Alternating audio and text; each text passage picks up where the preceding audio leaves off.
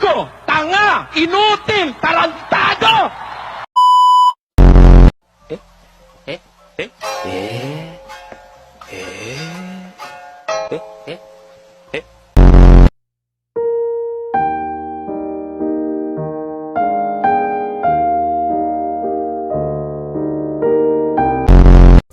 Nga sa man nagsabi sa kuha nga nakatama ka?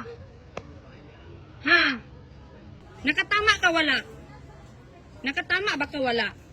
Wala ko nakatama, si Lexus nagtama, nagtaka-taka lang tong babaeng to. Ikay nakaigo pod. Nakaig... Uy, dalawang aso. Magparehong mukha.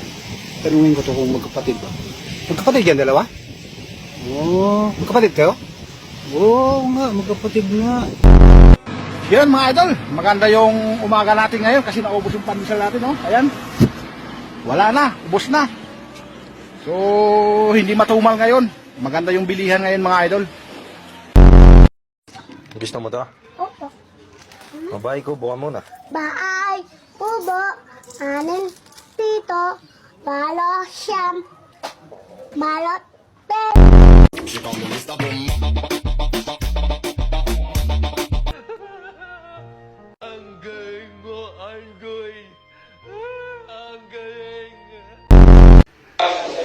Harap.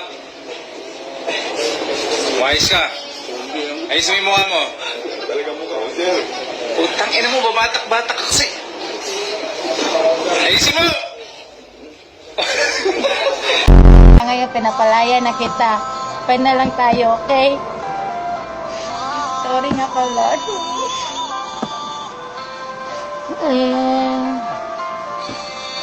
Mula ngayong malaya ka na, magagawin na ang lahat ng gusto mo. Kahit masaktan man ang puso ko, tama na. Huwag mo na akong abulin pa. Bakit nga ba mahalaga ang asignaturang Pilipino sa atin? Una, ang wika... Ay, net. Oo. Kung masusunog yan, masusunog yung magpatong dyan. Hintay nyo. Sabi ko, tigilan mo na yan. Pasok ka na. Sabi ko kasi tigilan mo na yan eh.